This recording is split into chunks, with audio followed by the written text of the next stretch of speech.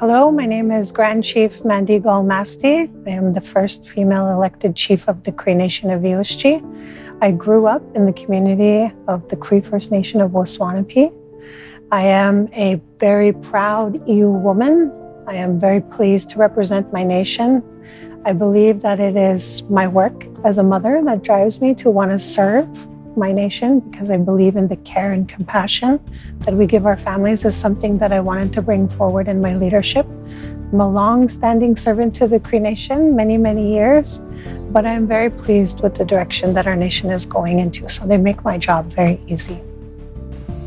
Grand Chief Mandy Gull-Masty has been masterful in spearheading the recent successful effort to protect some 4 million hectares, that's about 10 million acres, of land for future generations in EU ISG.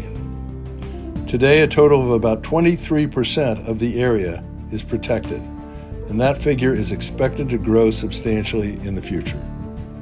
The International Land Conservation Network is proud to honor the leadership and vision of Grand Chief Mandy Gull-Masty.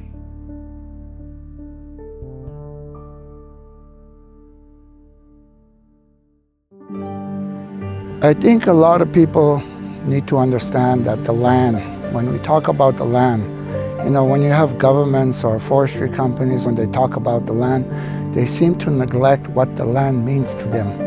And I think this is where Mandy talks about land, that's where our culture comes from. That's where the language comes from. That's where we're able to sustain ourselves through hunting and trapping. We need that land to survive. Sometimes it'll take a woman to lead an environmental movement because a woman understands the importance of life.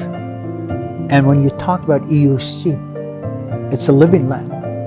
And only a woman will understand and speak on behalf of the land. And I see Grand Chief moving forward in that direction. Mandy's a very strong advocate for conservation and protection of lands in EUSG. And because this has been a file that's particularly close to her heart, it's something that she has continued to be committed to advancing over the time that I've known her. Mandy is also a real champion of the work of others, so she's always very thoughtful in recognizing that the achievements to date are really the product of contributions from a number of people, not only in recent years, but in many years past as well. And so she's a real champion of the work that many folks do, whether that be her children or community members, elected representatives, or elders. She really recognizes and elevates the role that others have played in the Cree Nation government's collective achievements in conservation. I've been involved in politics for over 30 years, whether if it's local politics or regional politics.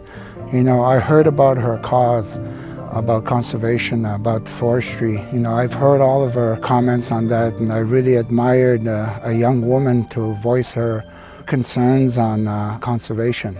And with that, I think she inspired a lot of people.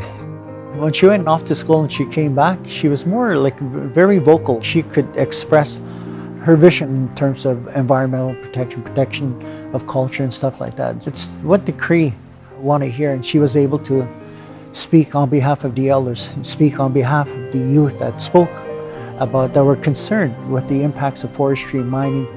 I do believe that what we've done together, Grand Chief and the Quebec government, is something that's transferable elsewhere in Canada and internationally, because she has shown the way to do things positively with very tight collaboration between different levels of government, with the vision and with local communities collaborating. And that's the right path towards reaching results, towards targets that actually concern all citizens of Canada and the rest of the world.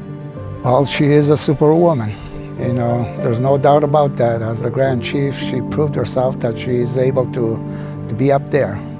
And in terms of qualities, what I really admired Mandy is the fact that she's able to connect to the people. She's able to connect with other younger women that look up to her. And I can honestly say that, there are a lot of young women out there that will share that statement that Mandy inspired them to go into politics, because we're starting to see more and more women, go after leadership roles. And this is something that Mandy has successfully, built, and a lot of the people in EUSG admire her for that. I want to extend my congratulations to Grand Chief Mandy Gull-Masty and all the representatives of the Cree Nation of EUSG for this deserving award. Your leadership and commitment to protect Cree culture has been inspiring to me, and I'm so thrilled that you could be celebrated through the Conservation Visionary Award at the International Land Conservation Network Congress. Mandy, congratulations on receiving the Conservation Visionary Award. We're extremely proud of you. And congratulations once again on behalf of the Ojibwe Cree Nation. Grand Chief, félicitations. Congratulations for winning this award. It's quite an achievement. Congratulations, Mandy, for winning the Conservation Visionary Award. Sinasam ajiyami ayimian apsis.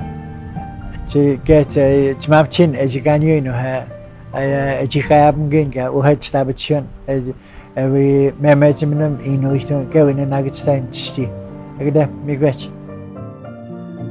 If an international audience is asking themselves what you need to do to have a success story like this one, I can recommend 3 things. One is an openness to understand who are you working with, what is their culture, what is it their objectives are. Challenging yourself to think outside of the box is key in having an open mindset. In addition, working outside of the scope of legislation. We're at a point where things are critical with climate action, and really pushing yourself as a government or as an international body requires that you go beyond what is in place now. Trusting that traditional and cultural knowledge is as or more valid than Western science, because it is based on a millennia of learning in the field, in direct relationship with the environment. This is not available in textbook. This is not available in university. This is a lens that is garnered through multiple years of relationship with the territory. I'm very privileged to say that we have land users in Taliman that have that information in our nation. Providing resource to these groups and giving them an equal voice to participate in the process is really key. You cannot go in and consult groups. You have to work with them. You have to put yourself in their shoes. You have to go into those places in the forest, in community, experience what they're living, because we are frontline. We are the voice of what we see happening in the forest, with animals, with water, with the air, with the ground. You have to incorporate that knowledge with as much weight as anybody else around the table, if not more.